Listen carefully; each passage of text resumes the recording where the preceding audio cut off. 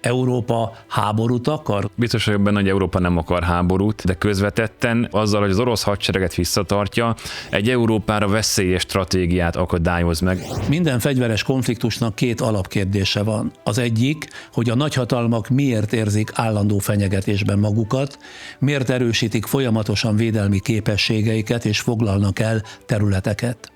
A másik alapkérdés pedig az, hogy miért emberirtáson keresztül zajlik a legtöbb hatalmi harc Afrikától Közép-Ázsián át Dél-Amerikáig, ahol a hadurak sokszor saját népeiket is pusztítják. Van az erősebb, és ez irányítja a világot. Na de hát ez milyen világ lesz? Oroszország 2014-ben a Krím-félsziget elfoglalásával, majd 2022-ben Ukrajna lerohanásával globális fegyverkezési spirált indított el, új és jelentős biztonsági kockázatokat teremtve. Az orosz-ukrán háború nem csak a frontvonalakon zajlik, hanem alapjaiban formálja át a világ fegyverkezési versenyét, drónok, rakéták, kibertámadások és nukleáris fenyegetések tartják nyomás alatt Európát. Miközben Ukrajna nyugati támogatással próbálja megőrizni védelmi képességeit, az Egyesült Államok Putyinnal egyezkedik, Kína és Észak-Korea is gyorsítja saját fegyverkezését, tovább növelve a globális feszültséget a Földön. Oroszország stratégiai értelemben ezt a háborút elveszítette. Ma mindezekről a súlyos kérdésekről, elsősorban hadászati szempontokat szem előtt tartva Takács Márk katonai szakértővel beszélgetek.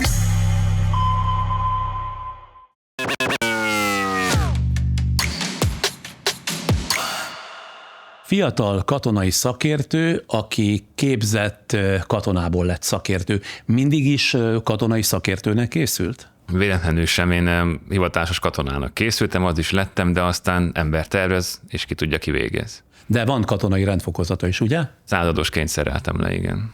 Miből áll egy katonai szakértő egy napja? Mit néz, mit tanulmányoz, hogyan teszi naprakésszé magát békeidőben? Az én napom jelentős része a főállásomból áll, ugye nem katonai szakértő, hanem egy magyar hadipari startup, viszont amikor a katonai szakértő tevékenységet folytatom, akkor a harcászati szintű szárazföldi események vizsgálatában megnézek adatpontokat, hogy ebben az időszakban itt mi történt, hány ember mit csinált, vagy mit nem csinált, vagy mit nem tudott csinálni. Analizálja tulajdonképpen a különböző katonai eseményeket. Igen.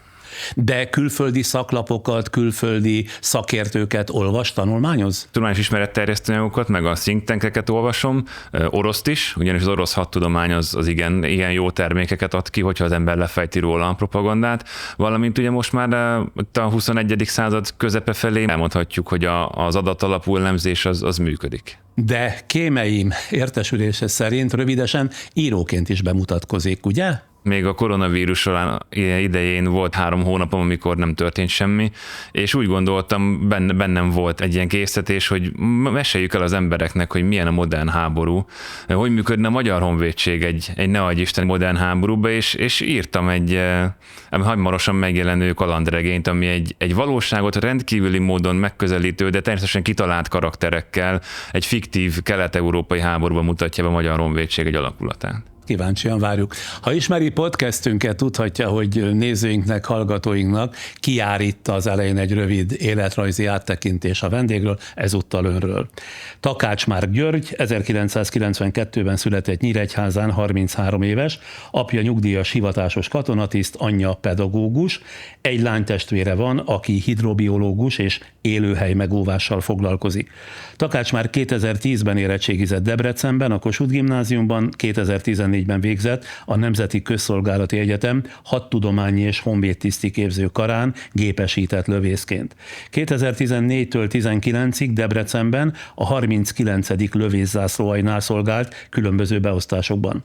Ezen időszak alatt 2x6 hónapot töltött éles műveleti területen, az iraki Kurdisztánban és Koszovóban. 2019 és 24 között a Nemzeti Közszolgálati Egyetemen oktatott, majd 2024-ben századosként szerelt le. Közben 2020-ban folytatta tanulmányait nemzetközi biztonság és védelem politikai mesterszakon, 2025-ben hadtudományokból doktori fokozatot szerzett, értekezését az orosz-ukrán háború harcászati szintű szárazföldi műveleteiből írta. Jelenleg egy debreceni székhelyű vállalatnál dolgozik, ahol VR alapú harcászati kiképző szimulátor gyártanak és fejlesztenek, beszél angolul és franciául, felesége humán erőforrás területen dolgozik, hobbija a vitorlázás. Helyesen mondtam mindent? Tökéletesen. Akkor már csak néhány másodpercet kell várni, támogatóink bejelentkeznek, és aztán belekezdünk az érdemi beszélgetésbe. A fontos pillanatokat személyesen kell átélnünk. Raiffeisenbank. Váltsd velünk valóra. OTP Travel, mert biztosan utazik. Ma Takács Márk katonai szakértővel arról beszélgetünk, hogy az orosz-ukrán háború hogyan indított globális fegyverkezési spirált, és hogyan formálja át a világ biztonsági rendjét. Kezdjük talán ott, hogy miért rettegnek a nagy és kis hatalmak állandóan attól, hogy az ellenség megtámadja őket, ezért védekezés szímén egyre messzebbre akarják kitolni a határaikat. Ezt látjuk Oroszország esetében, de Kínánál is, ezekről majd még külön is lesz szó, most inkább az általános válaszára vagyok kíváncsi, tehát hogy miért rettegnek a hatalmak, és védekezésképpen miért törekszenek kitolni a határaikat? De emberek vagyunk, a legagresszívebb faj a Földön, és ha megfigyeljük igazából Egyiptom, Mezopotámia, Róma, minden egyes birodalom, ami terjeszkedett, mindig el kellett, hogy foglalja a szomszédos területet, hiszen először a magterületet kellett biztosítani, majd ugye kicsit kiterjesztették, majd az megint fontos lett, akkor annak a szomszédját kellett birtokba venni, biztosítani, és itt tovább, és itt tovább. Emberi természet kérdése? Erre lehet leegyszerűsíteni a választ? Egyelőre úgy látom, hogy igen. De ha csak a legnagyobb hadászati konfliktusokat vesszük, ha Oroszország, teszem azt, elfoglalja Ukrajnát, ha Kína megszerzés elfoglalja Tajvánt és a Japánhoz tartozó kis szigeteket, vagy a dél-kínai tengeri lakatlan szigeteket, akkor az is az ő országuk része lesz, vagyis a támadások veszélye továbbra is fennáll, csak még jobban kitolódnak a határaik. Akkor tulajdonképpen nem az egész világot kellene elfoglalni ezeknek a nyughatatlan hatalmaknak ahhoz, hogy biztonságban érezzék magukat? Amúgy de mivel erre mindenki képtelen, ezért egy ilyen végtelen terjeszkedés és egy ilyen inga játék az egész, és igazából a nagyon szívünkre tesszük a kezünket, értelme nincs. Nem mondta Platón, hogy csak a holtak látják a háború végét. Ehhez képest semmi, mondom én, ami Donald Trumpot, az Egyesült Államok elnökét foglalkoztatja. Ő ugyanis gazdasági előnyökért, tehát pénzben mérhető haszonért vetett szemet Grönlandra, aztán Kanadára, és most Dél-Amerika bizonyos országaira, de ahogy figyelem, gazdasági előnyökért akar jóban lenni Oroszországgal is. Ön Trumpnak ezeket a törekvéseit hogyan értékeli? Én egy végtelenül rövidlátó előnykeresésnek értékelem, hiszen lehet, hogy ez sok plusz jelentene, de az Egyesült Államok igazán gazdag, ha megfigyeljük, akkor lett, amikor a világ ura tudott lenni kis híján, ugye 50-es évektől kezdve nagyjából 2000-es évek elejéig, és ezáltal, hogy amilyen világrendszerre támaszkod a világ ura volt, ezt szétveri, nem is, hogy hosszú távon, tehát így középtávon lesz nagyon rossz az Egyesült Államoknak, hogyha ez így folytatódik. Ami a másik kérdést illeti, hogy miért emberirtáson keresztül valósul meg a világon a legtöbb hatalmi harc. A 30 éve elhunyt angol filozófus Karl Popper Ész vagy forradalom című tanulmányában arról ír, idézem, hogy az erőszaknak igenis létezik alternatívája, mégpedig a racionális kritikai vita, amelyben a téves elméletek megcáfolhatók anélkül, hogy a szerzőt el kellene pusztítani. Ezt a lehetőséget az európai felvilágosodás és a tudomány fejlődése hozta el, ám a világ számos részén ma is ölnek vagy börtönbe vetnek a nézetkülönbségek miatt. Amíg ez így van, mondja még mindig Karl Popper, a fegyverek uralják a világot. De akkor semmi esély a valódi változásra? Ez azt jelenti? Milyen érdekes, hogy 250 éve volt az európai felvilágosodás, és úgy tűnt, hogy az egy jó irányba visz, aztán látjuk, hogy mégse.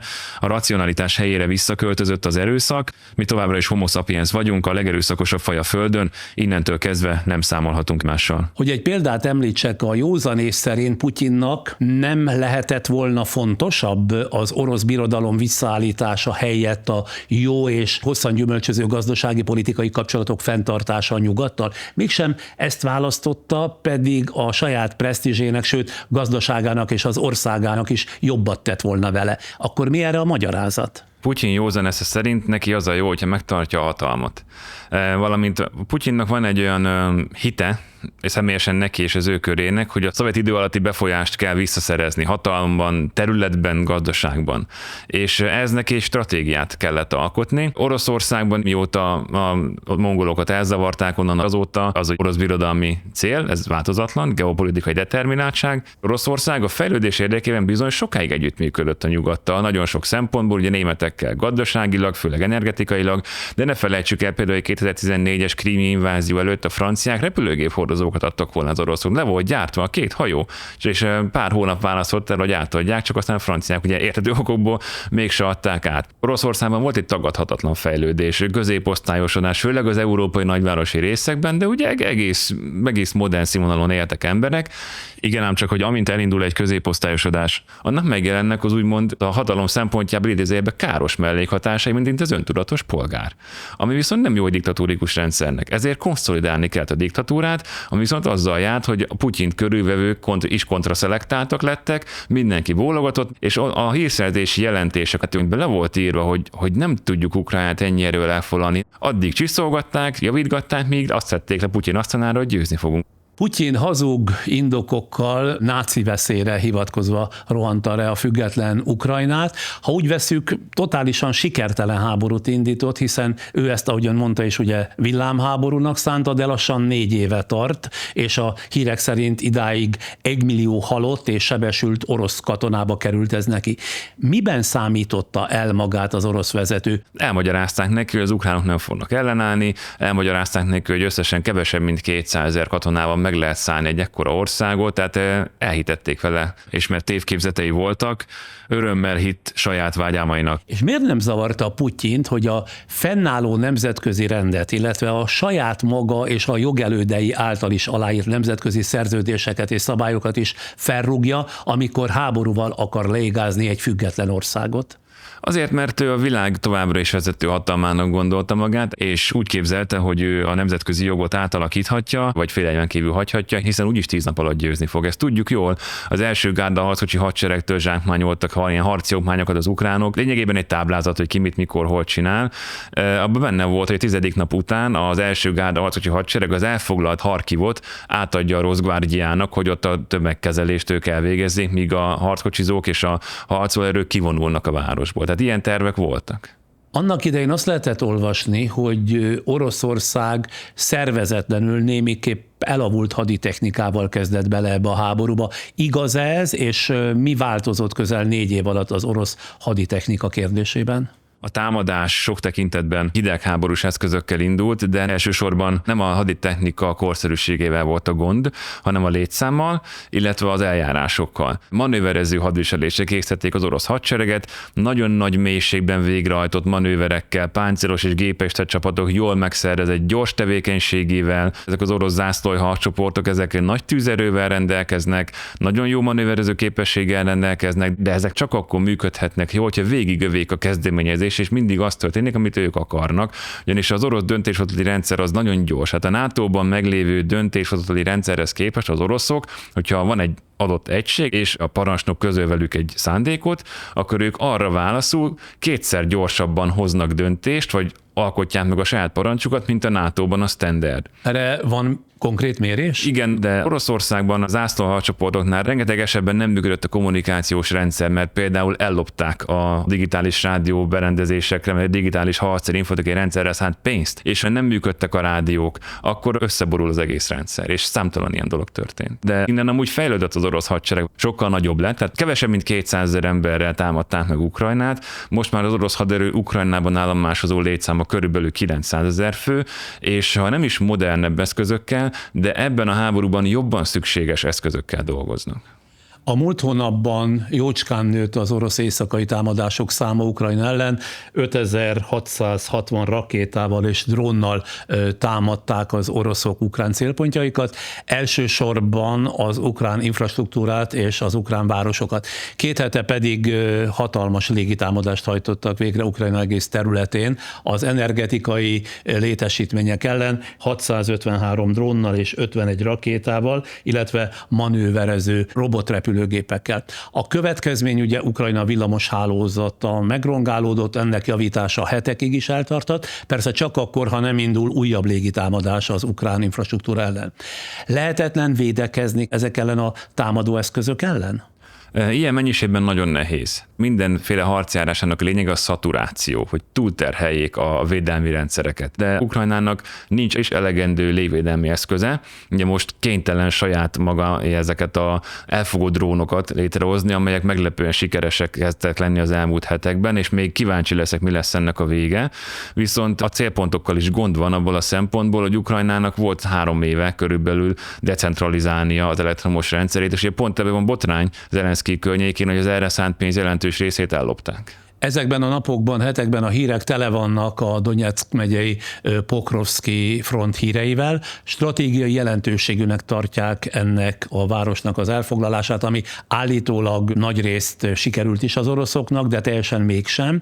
Miért olyan fontos ez a helyszín az oroszoknak? Azért, mert a Donbass utolsó erődláncának a legdélebbi lánca, ami ráadásul egy fontos utat nyithat utána Szlavjanszk, Kramatorszk és esetleg Konsztyantyinivka felé. Tehát beljebb egy kicsit? Igen. Ez a Donbassnak egy fontos része. Ugye láthatjuk, hogy Putyin ragaszkodik a idézőjeles béke ajánlatokban a Donbass elfoglalásához. A megszilárdult diktatúrának el kell adni otthon győzelemként valamit, és ezt fogja tudni eladni győzelemként. Ha tehát ez azt jelenti, hogy megnyílik az út Ukrajna keleti országrészének ipari területei felé, ahol ugye a szénbányászat, acéltermelés jelentős része folyik, de ez annyit tesz, hogy az oroszok addig folytatják a háborút, amíg teljesen el nem pusztítják Ukrajnát, és akkor mondjuk az övék lesz egy romokban heverő ország, vagy csak az úgynevezett békeszerződésekben követelt Donbass, Luhanszkot és Donyeck megyét akarják teljesen elfoglalni? Amit tudunk, hogy az orosz politikai cél az, hogy független Ukrajna már pedig ne legyen. Tehát ők valószínűleg megelégednek a Donbasszal, hogyha tudják magukról azt, hogy folytatni tudjuk ezt a támadást, de nagy valószínűséggel az ukránok által ellenőrzött terület nem sokkal fog eltérni a most ellenőrzött területhez képest. Ezt Putyin is tudja, hogy az Ukrajna az borzasztóan fogja gyűlölni őket, és mindent meg fog tenni azért, hogy megvédje magát, és egy még nehezebb dió lesz feltörni, és bármilyen híreszteléssel ellentétben Oroszország nem nyertes ennek a háborúnak abból a szemszögből, hogy egyre rosszabb és rosszabb helyzetben az orosz gazdaság, az orosz haderő is, de mindenképp lesz a célja, hogy előbb-utóbb Ukrajna már pedig ne legyen, hogyha ehhez most az kell, hogy leálljunk a Donbasszal megelégedve, akkor leállunk a Donbasszal megelégedve, majd 5 év múlva folytatjuk. És mi a helyzet a Fekete-tengeren, ahol a közelmúltban 2 orosz olajszállító tankerhajót is kilőttek az ukránok, mindkettő az orosz árnyékflottához tartozott. Jelenleg kinek az ellenőrzése alatt áll a Fekete-tenger? Az oroszoké alatt nem, és az ukránok alatt sem. Ez egy nagyon érdekes, és látszólag ellentmondó állítás, és akkor most megfelelkezünk persze a török flottáról, meg román és bolgár haditengerészetről, viszont ha csak ezt a 2 háborús felet tekintjük, akkor ez is a haditechnika változásának egy nagyon érdekes hozománya, hogy egy haditengerészeten nem rendelkező ország bizony képes volt kiszorítani egy haditengerészeten rendelkező ország hadihajóit, ugye dróntechnológia segítségével, és most azt tudjuk, hogy a katonai szempontból az ukránoké a Fekete-tenger, mert meg tudják akadályozni, hogy az oroszoké legyen. És ez a kulcs. Jól tudom, hogy az árnyékflotta olyan többnyire régi és rossz állapotú tankerekből álló hajóhálózatot jelent, amelyet szankciók kijátszására használnak, főként az orosz olajexport foganatosítására. Ezek a hajók gyakran álcázott tulajdonosi háttérrel, hamis zászlók alatt és követhetetlen útvonalakon szállítanak nyersolajat világszerte, ugye? Igen, és az árnyékflotta amúgy az orosz háborús erőfeszítés és stratégia egyik Achilles sarka. Hogyha ezt elkezdik támadni, nagyon sok feleten lehet támadni, például nemzetközi jogilag ezekre a hajókra nem kötnek biztosítást a jelentős nyugati biztosítótársaságok, innentől kezdve nagyon sok kikötőben nem engedik be őket. Nyilván sok helyre meg igen, pont azért, mert rendkívül olcsón hozzák az olajat a megrendelőnek, például Indiának, Kínának és a többi. A másik oldalról nagyon könnyen lehet támadni fizikailag, akár a tengeri drónokkal, akár mindenféle szabotázsakciókkal, hiszen mondhatjuk azt, hogy hát ez a hibrid hadviselés. Bár hibrid hadviselés nem csak Oroszországnak áll rendelkezésére, hanem Ukrajnának is, és Európának is, akit már rengeteg módon támadnak hibrid eszközökkel, és Oroszországnak. Tényleg mit jelent a hibrid hadviselés? Amikor a hadseregek harcolnak egymással, az a idézőjelben rendes hadviselés. A hibrid hadviselés az, amikor a biztonság különböző aspektusaiban támadjuk a másikat, például információs tér, kibertér, biológiai biztonság, pénzügyi biztonság, nagy ellátórendszerek, nagy közszolgáltatási rendszerek. Tehát a civil élet különböző objektumait is. Igen, a különböző szabotázsakciók, ezek mind a hibrid hadviselés részei. Így lehet talán megfogni a legkönnyebben. 2023. júniusában a Hersonból visszavonuló oroszok felrobbantották a Nova Kahovkai vízerőmű gátját Ukrajnában, ami hatalmas áradásokat okozott a Dnyeper alsó szakaszán, ezzel súlyos környezet és humanitárius katasztrófát előidézve, bár az emberek otthonai elpusztultak, de őket szerencsére meg lehetett menteni. Sajnos az állatokat és a természetet nem. Ahogy egyébként a sajtóhírek szerint a Fekete-tenger élővilága is igen jelentősen pusztul, delfinek, madarak az olajszennyezéstől és a robbantásoktól. Ezt hogy lehet járulékos veszteségnek tekinteni? A háború logikája szerint. 91-es öbölháborúban is feljutották az olajkutakat, irak-iráni háborúban is sülyeztettek el tankhajókat, irgalmatlan környezeti károkat okozva, második világháborúban ugye az angolok csomó német gátat ugye pattogó bombákkal elpusztítottak, tehát ez vele jár egyszerűen. Az orosz lakosság miért tűri ön szerint a hatalmas emberveszteséget, amit az orosz családok is elszenvednek? Ugye a hírek szerint 1 millió halottja és sebesültje van az oroszoknak is. Eközben a gazdaságot átállítják hadigazdaságra, ami azt jelenti, hogy az állam minden erőforrást és termelési kapacitást a háború szükségletek, a fegyverek, a katonai felszerelések, a hadsereg ellátásának szolgálatába állít. De miért tűri az orosz nép az orosz területek és energetikai létesítmények ellen indított ukrán támadásokat is, amelyekkel maguk az oroszok is belekóstolnak a háborús pusztításokba? Ott azért eddig nem volt más divat, ha végignézzük a történelmet, ez az egyik. A másik, hogy azért tűri, mert eddig amúgy nem járt rosszul. Hát Oroszországban 2025 év közepéig reálbéremelkedés volt, aki akar bemehetett a hadseregbe sok pénzt keresni, a falu örült, hogy a balhés elemek, meg akik börtönben voltak, meg amúgy se tudunk velük mit kezdeni, azok elmentek. Sajnos Oroszországban rengeteg olyan hely van, ahol perspektíva bemenni egy ilyen hadseregbe, hogy legalább akkor a családom majd jól fog élni, és arról ne feledkezzünk el, hogy az orosz haderőbe bekerülő idézőjeles önkéntesek olyan 20-30% az erőszakkal rávett önkéntes, akár sorkatona, aki valamilyen kiágást követett el, azt addig verik, míg alá nem írja, vagy valamilyen közlekedési valahol fogták meg, tehát sima köztörvényes dologgal, és úgy írták alá önként. És Oroszországban nagyon-nagyon-nagyon sok szenvedés kibír a lakosság, amíg fel kell a cár ellen. És ha megfigyeljük amúgy a putyini rezsim tevékenységét, nagyon figyelnek arra, hogy azoknak a lakosságcsoportoknak ne legyen nagyon rossz, akiktől tarthatnak, akinek van egy kicsi pénze, egzisztenciája, városi középosztály, szakmát tanul, tényleg szakmunkás, vagy valami értelmiségi, hanem tényleg az igen deprivált rétegeket viszik el a háborúba. Még egy kérdés, a jó ideje egyre harciasabbnak mondható Dmitrij Medvegyev, aki volt Oroszország elnöke, illetve miniszterelnöke is, és 2020 óta ő az orosz biztonsági tanács elnök helyettese, rendszeresen fenyegetőzik az atomfegyver bevetésével, még ha többnyire csak korlátozott hatótávolságú taktikai atomfegyvereket emleget is. Mik ezek, és mennyi esélye van a bevetésüknek? Pár tucat kilotonnás eszközökről van szó, amelyekkel a hidegháborúban azt tervezték, hogy az ellenség stratégiai csoportosításai ellen vetik be. Oroszország és az Egyesült Államok is rendelkezik ilyen eszközökkel. Oroszországról tudjuk, hogy mai napi modern hordozó eszközökre képes ezt tenni.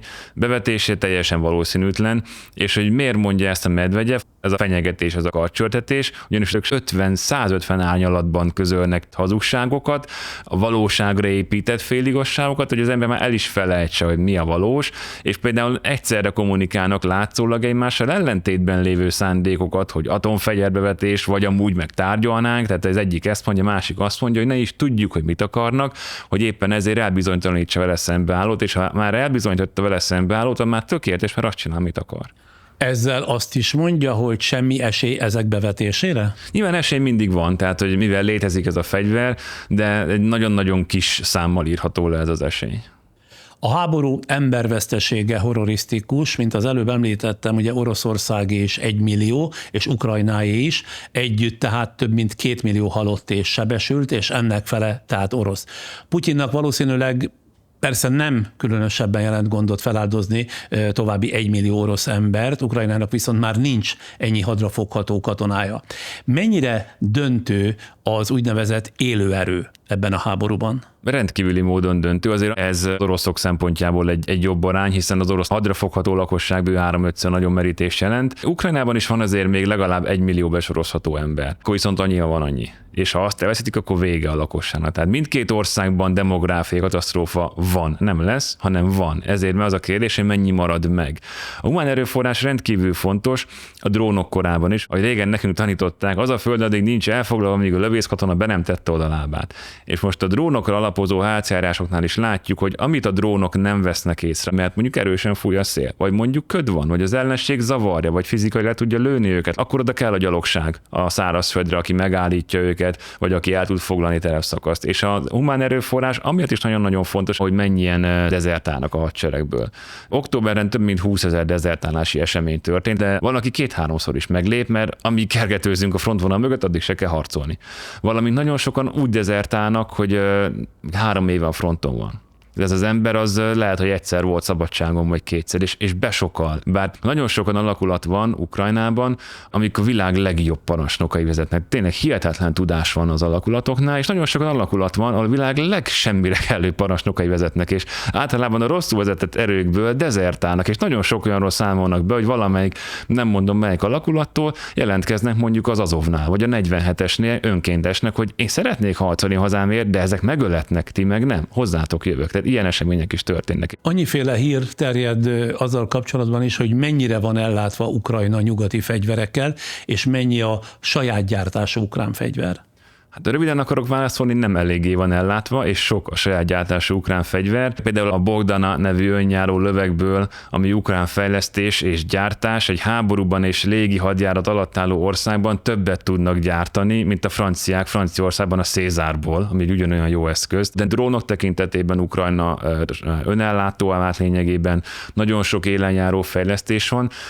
De a háború az nem úgy változott, hogy sokan leírják, hogy jó, a régi technikát ki lehet dobni, ugyanis vannak ezek a tévhitek, hogy a harckocsira már nincs szükség, a vadászrepülőgépre már nincs szükség, de nagyon is szükség van, mert ha alkalmassá tesszük arra némi kis fejlesztéssel, hogy a drónok korában is megállja a helyét, akkor továbbra is nélkülözhetetlen eszközök, és ezzel például Ukrajna nem eléggel rendelkezik. És mi változott azzal, hogy Trump bejelentette, most már csak akkor jut hozzá Ukrajna fejlett amerikai fegyverekhez, ha Európa megvásárolja ezeket Amerikától? Trump elmondta még a megválasztása előtt, hogy ő nem fogja hagyni, az Egyesült Államok pénzéből zajlódjon egy európai háború. Tehát lehet venni, és akkor ő ad. Ennyi, nem változott igazából semmi nagyon. Eddig egy dologtól függött az amerikai belpolitikában, hogy mennyit kap Ukrajna amerikai eszközt. Most egy dologtól függ, Európa mennyi pénzt hajlandó adni ezért. Amikor még Trump amerikai elnök és Elon Musk a megosztó innovátor egymás tenyeréből ettek, ez úgy nagyjából január-február körül volt egy olyan rövid időszak az orosz-ukrán háborúban, amikor felfüggesztették Ukrajna hozzáférését a Starlink rendszerhez, ahhoz a műholdas internet szolgáltatáshoz, amely több ezer alacsony földkörüli pályán keringő műholdat használ arra, hogy biztosítsa az ukrán katonai egységek kommunikációját, támogatva a hadműveleteket és ellenállva az orosz zavargási vagy zavarási kísérleteknek. De amikor egy rövid ideig felfüggesztette Trump és Musk az ukránok ehhez történő hozzáférését, a lapok azt írták, hogy Ukrajna ettől megvakult a háborúban. Miért?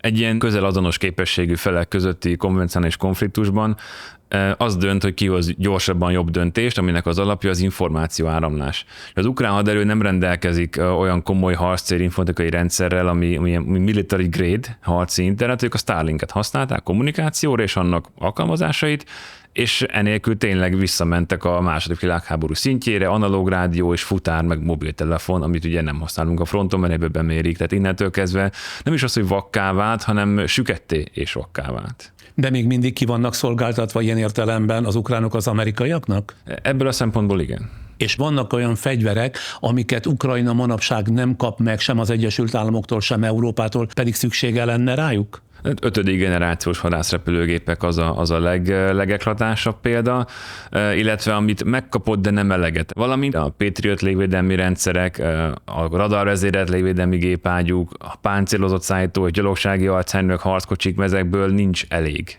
Sok a húzavon a nagy hatótávolságú Tomahawk rakéták körül is. Trump megígérte ezeket Ukrajnának, majd visszavonta az ígéretét, aztán a Pentagon, ha jól emlékszem, mégis rábólintott, hogy Ukrajnát ellássák ezekkel a rakétákkal, de most ott tartanak, hogy ha Ukrajna megköti a békediktátumot, akkor kaphat biztonsági garanciaként ilyen rakétákat. Mit tudnak ezek a Tomahawk rakéták, és miért lennének olyan nagyon fontosak Ukrajna számára? Ez egy manőverező robotrepülőgép, amúgy nem is rakéta, hiszen gázturbinás hajtóművel repül a hangsebesség alatt. Így ez egy lelőhető fegyver, az amerikai haditengerészet és szárazföldi egyik fő csapásmérő eszköze. Érdekesség, hogy amit az amerikaiak oda akartak adni Ukrajnának, azt ők kivonták pár éve, mondván nem kell, van helyette nekik ugye a HIMARS, meg az ötekmiszár, ami tényleg sokkal jobb. De amúgy alapvetően Ukrajnának is van egy hadászati légihadjárata Oroszország ellen. Ez azért nem működik teljesen jól, mert különböző ukrán állami szervek különböző célcsoportok ellen hajtanak végre nem összehangolt csapásokat. Ez mit jelent? Van, aki a légvédelmet lövi, van, aki a hadipari üzemeket lövi, van, aki az orosz energiahálózatot lövi, de egyik sem elég ahhoz, hogy térdre kényszerítsen. Legjobban az orosz olajexportáló és az olajfeldolgozó infrastruktúra ellen halad. Egybehangzó becslések szerint a kőolaj firmatási és exportálási kapacitásnak 35%-át tette már tönkre Ukrajna, de egy hadászati légihadjáratban kulcsfontosságú, hogy a célpontot elpusztítva tudjam tartani. Az azt jelenti, hogy mondjuk minden héten, vagy minden második héten attól függ, hogy mennyi idő azt helyreállítani, meg tudjam ismételni a csapást. Ezzel az oroszok védekeznek. Oroszország egyik előnye, hogy nagy, és egyik hátránya is, hogy nagy. Ugye nagyon nehéz mindent eltalálni, viszont nagyon nehéz mindent megvédeni. Az orosz légvédelem alapvetően 3 helyen csoportosul, a legtöbb az egy palánkként veszi körbe Ukrajnát, hogy onnan lehető legkevesebb dolog jöjjön ki. Van Moszkva körül egy rakétagyűrű, valamint a Kaszpi-tenger környékén is van egy az olajfeldolgozók környékén egy ilyen rakéta. Amúgy azok lőtték le az azeri utasszállítógépet. És ami viszont átjut ezen a rakétapalánkon, az nagyjából szabadon repülhet. És a Tomahawknak itt jön a kulcsfontosságú része, ugyanis az ukránok a jó minőségű nyugati eszközökkel egy ilyen lyukat fúrnak ezen a rakétapalánkon. Általában ez 2-3 napig megállás nélkül támadják azokat a radarokat, légvédelmi rakétaeszközöket, vagy vezetési pontokat, amelyeknek segítségével nyitnak egy ilyen lyukat. Tehát a Tomahawk a rakétapalánk áttöréséhez lehet egy jó eszköz. Mi az, ami tilos Ukrajna számára, azaz, ami a nyugati szövetségesek tiltása alatt áll? Tilos, mert az orosz nukleáris doktrinában is benne van, az orosz nukleáris ütőerőt támadni. Mert az Oroszország azt az orosz államiságot fenyegető csapásként fogja értékelni, amire kimondva és leírva benne van, hogy erre megindítják a nukleáris válaszcsapást. És ezért a nyugati szövetségesek is tiltják ezt Ukrajna számára? Ez mindenkinek jól felfogott érdeke. Ön szerint az orosz-ukrán háborúnak ebben a szakaszában fenyegete az a veszély, hogy az ukrán ellenállás összeomlik? Például ma idén november-októberben a 17. hadtestnél a Jancsú folyó, Vovcsa folyó környékén részben összeomlott az ukrán védelem. És ez is érdekes, hogy harcászi szinten a Komisuvakkai katlanból ki tudták vonni az ukránok az erőiket, viszont a Jancsú folyónál nem tudták megfogni az oroszokat. De olyan összeomlás, mint mondjuk a Bagration hadművelet 44 nyarán, keleti fronton a németek ellen, olyan nem lesz. Az orosz hadsereg tökéletesen alkalmatlan arra, hogy egy hadműveleti áttörés után tovább támadjon. Saját kutatásaim szerint az orosz hadsereg leggyorsabb támadási tempója az 10 km/h. Hogy kell ezt értsük? 10 km szélességben és mélységben tud előre törni egy hét alatt, hogyha nincs vele szemben számottevő ellenállás. Ez azért van, mert az orosz hadtudomány átalakította az orosz hadsereget ehhez a háborúhoz a saját erőforrásaiknak megfelelően alkalmassá. Az azt jelenti, hogy gyalogsági rohamcsoportokkal, beszivárgó eljárásokkal, vagy akár motorkerékpáron küldött kis gyalogsági csoportokkal túlterhelik az ukrán védelmet. Ilyen is van? Igen, airrollerrel, golfkocsival. Hogyha mondjuk egy szakasz ugye 4 harcjárműből áll, az 4 lassan mozgó nagy cél. De hogyha egy szakaszt felteszünk 14 motorkerékpárra, az már 14 gyorsan mozgó kis cél. Sokkal nehezebb eltalálni őket drónokkal és tüzérséggel. De minden egyes ilyen harcászati áttörés, tehát 2-3 kilométer mély áttörés után 3 napra van szükségük, hogy a támogatást így hozzáigazítsák az előretöréshez. És minden hadműveletméretű áttörés, tehát maximum 10 km után pedig 5 napra van szükségük, hogy megigazítsák magukat. Na de akkor fenyeget a veszély, vagy sem, hogy az ukrán ellenállás összeomlik? Fenyeget a veszély, hogy egyre nagyobb frontszakaszokon lesz egyre nehezebb tartani, és a sok kicsi, ilyen egymásra épülő kis problémából egyszer csak egy ilyen hólabda, egyszer csak egy nagy probléma lesz. Ez sose volt akkora veszély, mint most. De még mindig nem az, hogy ez így bármikor bekövetkezhet. És mit gondol, Ukrajna végül elfogadja valamelyik békediktátum javaslatot, amelyik több más veszteség mellett ugye megfosztja Ukrajnát a területe 20-25%-ától? Azt kell mondjam, hogy igen, el fogják fogadni. És szerintem akár egész hamar, csak az a baj, hogy itt az amerikaiak és az oroszok a NATO, Európa és Ukrajna feje fölött készülnek megegyezni, ami beláthatatlan következményekkel jár. De ha ebben van egy olyan, ami Ukrajnának kedvező lehet abból a szempontból, hogy mondjuk a hadsereget megtarthatják megfelelően, vagy tényleg olyan garanciát kapnak, amire azt mondják, hogy ebben még van valami, akkor én elképzelhetőnek tartom, hogy akár tényleg egy negyed éven belül megszületik egy fegyverszünet. Azért ez egyetlen egy dolog kell, hogy ezt az oroszok is elfogadják, pedig az oroszok meg vannak győződve arról, hogy nyerésben vannak.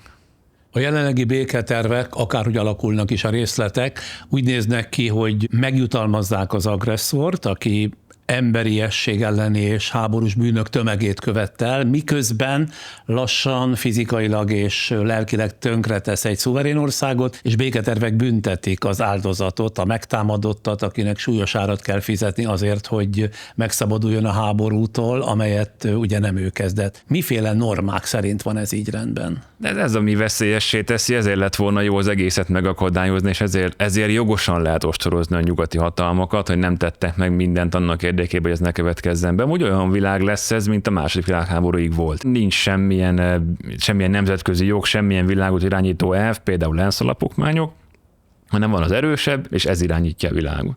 Na de hát ez milyen világ lesz? Ami eredményezte a 30 éves háborút, a 7 éves háborút, az első világháborút, a második világháborút, ilyen világ lesz. Nem mondom, hogy ez jó lesz, de hát ez van. Az ukrán alkotmány tiltja, hogy hadi állapot, tehát háború idején választásokat tartsanak. Az, hogy most Trump is, de korábban Putyin is új választásokat követelt Ukrajnában, arra megy ki, hogy találjanak egy új puha ukrán elnököt, aki aláírja a békediktátumot, azaz Ukrajna kapitulációját? Ki kell mondani, hogy Ukrajna önvédelmi háborút vívva az Zelenszkij kormány egy legitim kormány. De Oroszország és Amerika számára is az Ukrajnáért kiálló és a nyugat-európai államok körében szimpatikusnak tartott Zelenszkij elnök egy akadály, próbáljuk meg eltávolítani, hát valami jobb lesz. Bár szakértők szerint Putyin nem nyerhet sokat Ukrajna behódolásából, hiszen ha az ország megőrzi függetlenségét, nem válik orosz bábállammá, de az egységes ukrán nemzet tartós ellenállást jelentene, még megszállás esetén is. Vajon az orosz elnök, Putyin ezt nem látja, vagy már az is elég lenne számára, ha megszerezné Ukrajna ásványkincsekben gazdag területeit? Ezt mondják, hogy a Donbass az milyen értékes, igen. Több mint 200 bánya volt a Donbassban 14 előtt, mire kitört az invázió, kevesebb, mint 10 működött, és most már semmilyen gazdasági bányászati tevékenység nem történik a Donbassban, és ahhoz, hogy Oroszország ezt ki tudja aknázni, az olyan szintű fel nem robbant eszközmentesítésre van szükség, ami utána a nyersanyagárakat figyelembe véve évszázadon túl is fenntarthatatlanná, és meg nem térülővé teszi ezt a befektetést. Tehát anyagilag ez nem éri meg, csak a birodalomépítés szempontjából van ennek értelme. Arról nem beszélve, hogy Ukrajnában a közel 4 éves harcok során hatalmas mennyiségű tudás és tapasztalat halmazódott fel a hadviselésről, a drónok és egyéb harci eszközök használatáról, ami nem csak értékes, exportálható tudás, hanem komoly fenyegetést is jelenthet Oroszország számára, még akkor is, ha Putyin mondjuk megnyerné ezt a háborút. Hogyan tudja majd kezelni Moszkva például ezt a nem kis kihívást? Nem fogja tudni kezelni. Tehát Oroszország stratégiai értelemben ezt a háborút elveszítette. Oroszország bármit is mond, természetesen Európát is fenyegeti. A balti tengeri kábelátvágásoktól kezdve az orosz megrendelésre elkövetett robbantásokon, gyújtogatásokon át a kibertámadásokig és európai repülőterek működésének megzavarásáig számos olyan incidens is történt Európa területén az elmúlt években, de még az elmúlt hónapokban is, amelyek a hibrid hadviselés kategóriájába tartozhatnak. Ezek egy jelentős része tehát már bizonyítottan az oroszokhoz köthető. Ezek tekinthetők jelzésnek arra vonatkozóan, hogy Putyin a maga hatalmi őrületében nem áll meg Ukrajnánál? Igen, pontosan. Nyilván Oroszország gyengébb minden szempontból, mint az EU, ha csak az EU-t tekintjük, vagy az európai NATO tagállamokat nevezzük most Európának, mind gazdaságilag, mind katonailag sokkal gyengébb.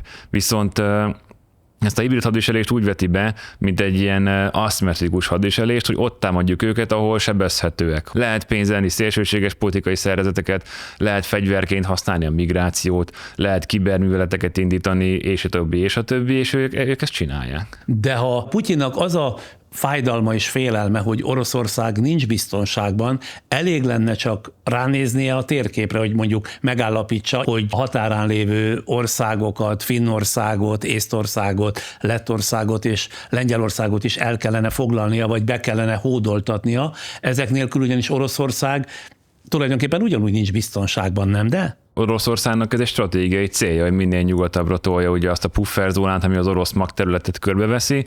Egyszerűen ez így csinálják, ez egy cél.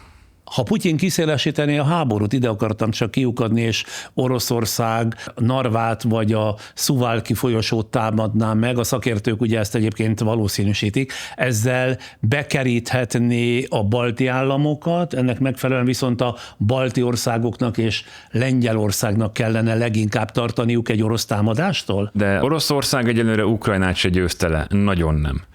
Hogyha tegyük fel, hogy legyőzi, vagy valamilyen végtelenül gonosz és ostoba békét ráerőltetnek Ukrajnára, amit tényleg muszáj elfogadniuk, és Oroszország tud pihenni és felkészülni, és Európa abban a 3-5 évben elköveti azt a hibát, hogy hátradől. Ebben az esetben igen, a balti államok és Lengyelország érezheti fenyegetve magát.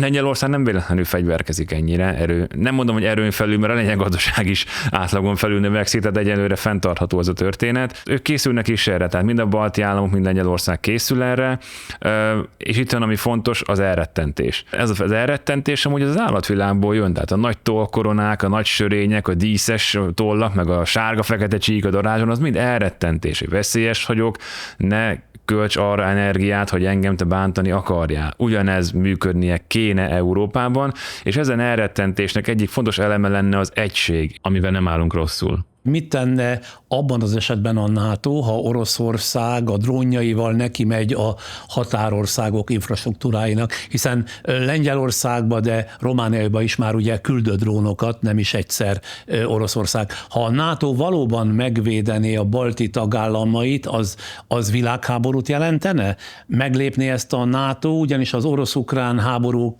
kitörése óta folyton az európai vagy világháború kitörésének elkörését tartják szem előtt, de hogyha a helyzet mégis így eszkalálódik, akkor a NATO lépne ön szerint?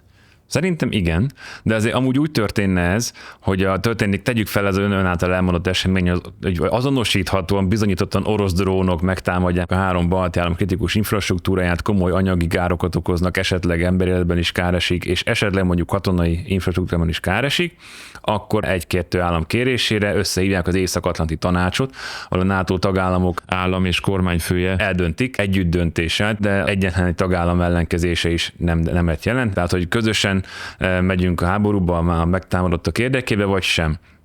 Ha nem, akkor itt a NATO megáll, és létrejöhet egy ad-hoc hajlandó koalíciója, akik valamilyen katonai ellentevékenységet indítanak. Tehát, hogyha a NATO együttesen nem tud dönteni, akkor a NATO tagállamok közül néhány dönthet úgy, hogy saját jogon válaszol, magyarul, tehát indít háborút? Persze, 2001 Afganisztán, 2003 Irak is hasonló volt, csak ugye abból senki nem gondolta, hogy világháború lesz, hiszen nem is lehetett. De azért, mert az oroszok pár száz, pár tucat, pár ezer drónnal szétlőnek pár komoly dolgot, és tényleg komoly kárt okoznak, de nem indítanak mondjuk szárazföldi támadást, azért mi nem indítjuk meg a csapatainkat Moszkva felé, hanem egy korlátozott válaszcsapást kell mérni, és itt van az, amiben a nyugat jó, és Európa sokkal erősebb, ez tömeges precíziós csapásmérési képesség, hogy nagy mennyiségű, de jól célba találni képes eszközt, HIMARS-okat, drónokat, siklóbombákat, ballisztikus rakétákat akár, valamint ezzel egy időben rendkívül komoly kiberműveletek indulnak mindenféle orosz állami infrastruktúra ellen,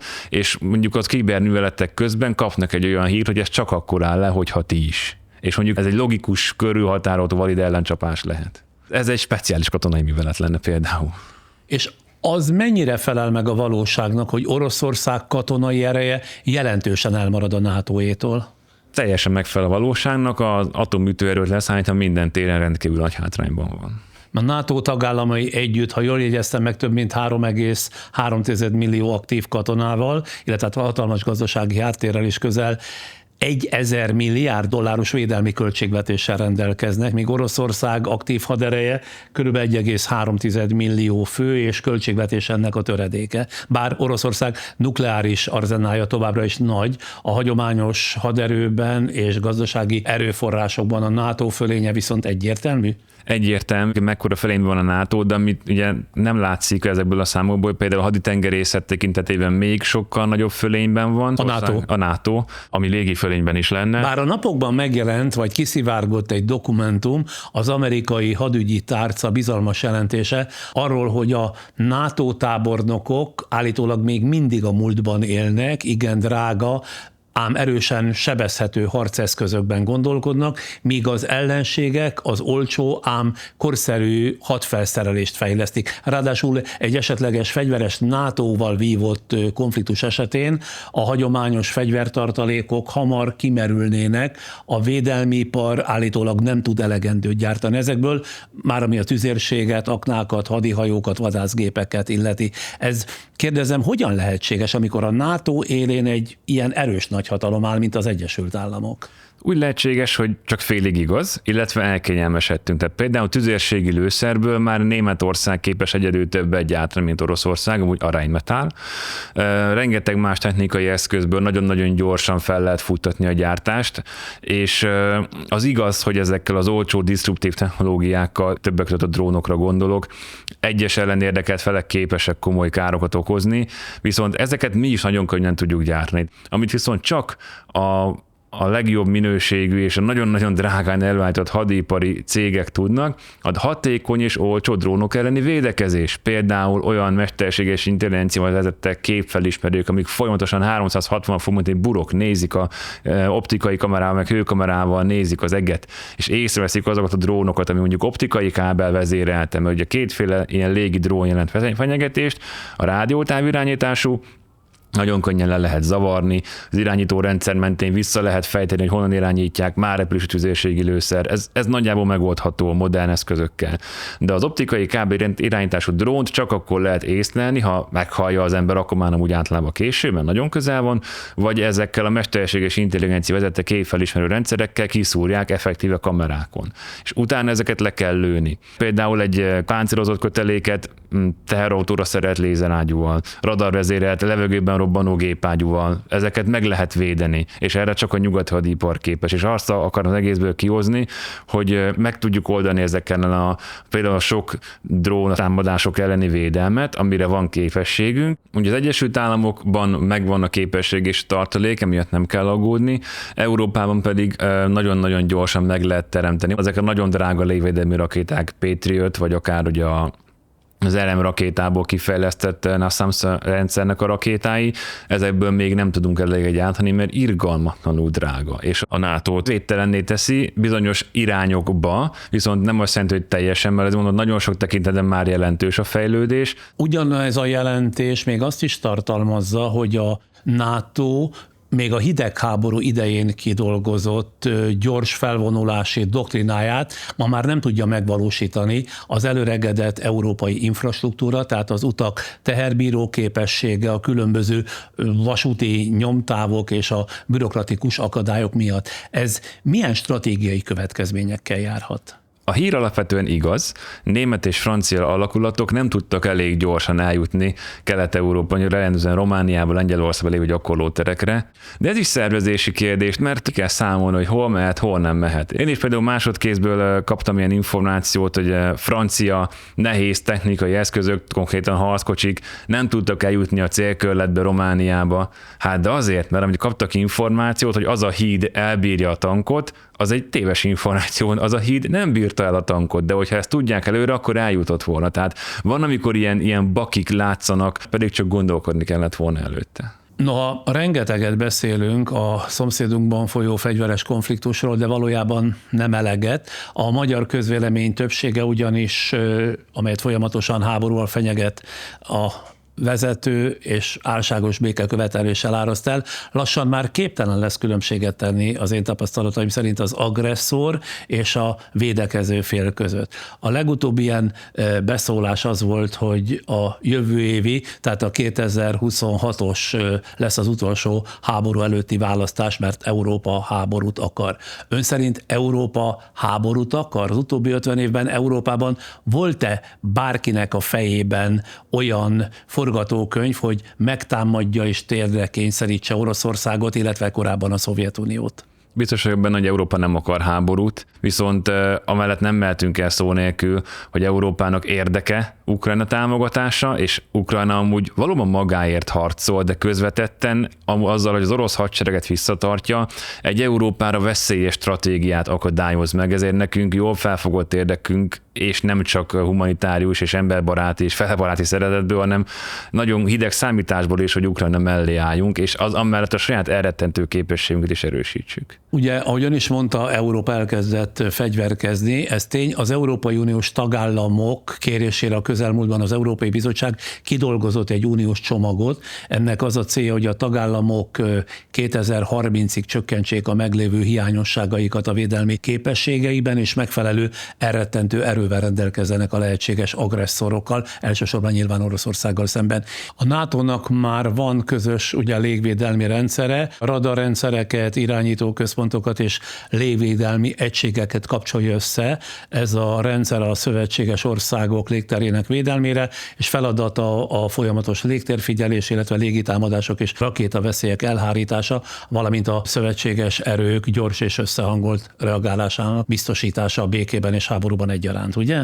Igen, de ezzel lemondunk szuverenitásunk egy részéről, hogy cserébe hatékonyabban dolgozzunk együtt. Ajjaj, lemondunk szuverenitásunk egy részéről ezzel? Hát ez hogy lehetséges egy ilyen szuverenitására büszke országban?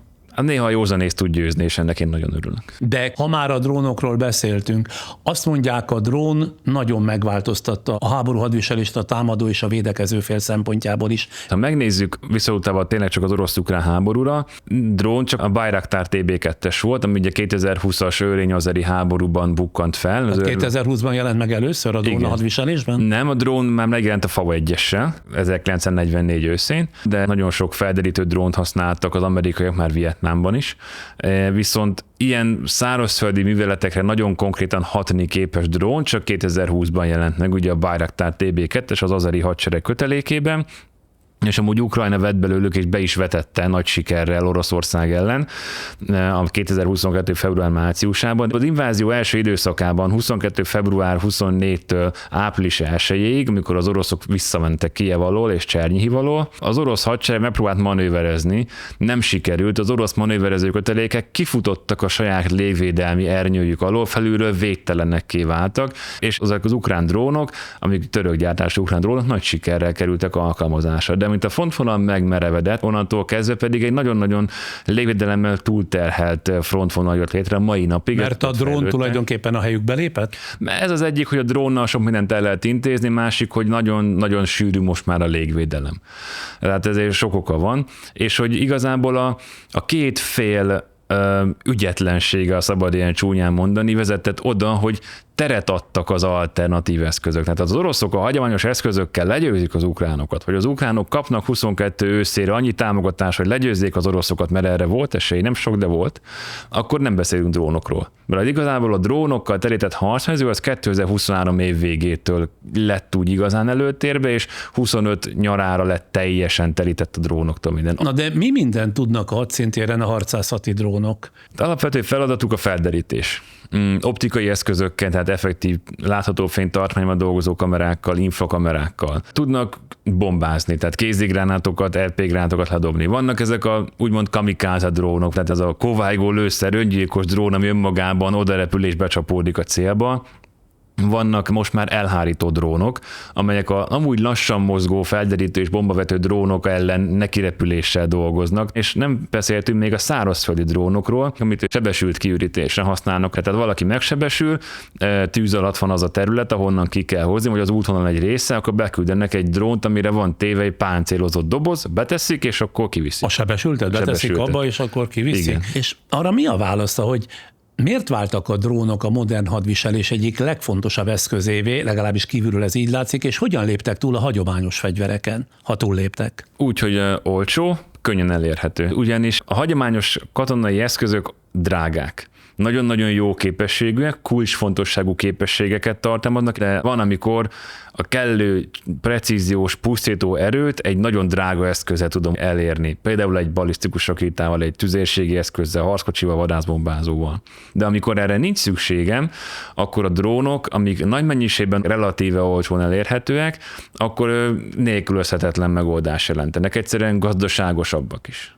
A hírek szerint a drónokhoz szükséges alkatrészek nagy részét Kína állítja elő, a globális drónpiacnak nem kevesebb, mint majd 80%-át uralja, de Kínától szerzi be ezeket Oroszország és Ukrajna is? Jól mondom? Igaz. Az a biztonsági jelentés mennyiben felel meg az igazságnak, hogy Kína úgy is befolyásolni képes az orosz-ukrán háború menetét, hogy Oroszország minden drónalkatrészt megkap a szükséges mennyiségben és minőségben a kínaiaktól, Ukrajnának viszont egyre kevesebb és egyre rosszabb minőségű drón alkatrészeket juttatnak a kínaiak. Ez teljes egészében igaz. Az ukránok hozzáférnek azért a kínai alkatrészekhez, meg egyre több mindent gyártanak ők maguk, de az oroszoknak sokkal egyszerűbb, mert ők tömegesen kapják ezeket az alkatrészeket, és ez a döntő. Ezek szerint, ha Európa is fölpörgeti a dróngyártást, az alkatrészellátásban sem szabad Kínára hagyatkoznia? Igen, bár a másik kérdés, hogy mivel Európában gyártódnak, Európában készülnek ezek a dolgok, ezért valószínűleg kicsit drágább lesz, mint a kínai. Viszont legalább lesz.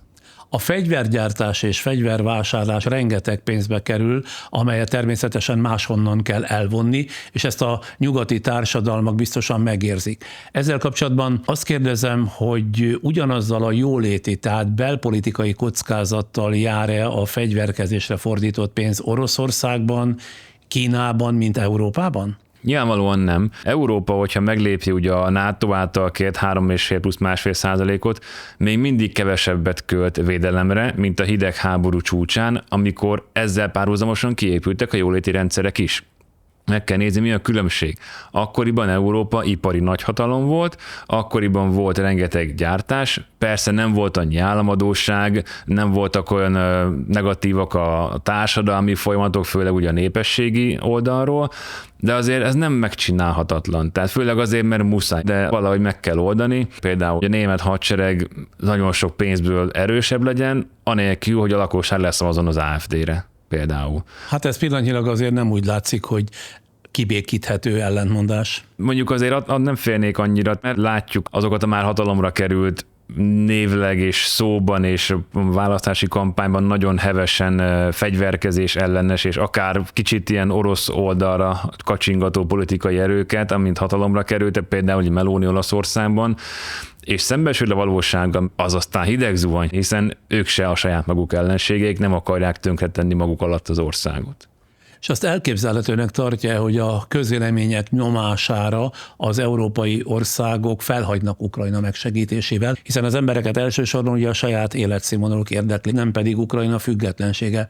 És tapasztalatom szerint nem is értik, hogy ez a kettő nagyon is összefügg. Ez az orosz politika ezt elérje az európai közvéleményeknél, kihasználva azokat az idézőjelbe vett gyengeségeket, hogy szólásszabadság. Svédországban, Finnországban népszerű a sorkatonaság. Mert valahogy el tudták magyarázni az embereknek, hogy ez amúgy sorkatonaság egy kényelmetlen dolog, nem jó, nem kívánja senki, de mégis az emberek szívesen mennek, mert el van nekik magyarázva, hogy ez jó, fizikailag, meg kézzelfogható anyagi előnyökkel is jár egyes esetekben, és meg lehet ezt csinálni, hogy jó legyen. Azért más a sorkatonasság, annak a elfogadtatása, mint hogy a saját életszínvonalukból azért adjanak le az emberek, mert hogy ebben a pillanatban úgy néz ki a helyzet, Ukrajnát kell támogatni.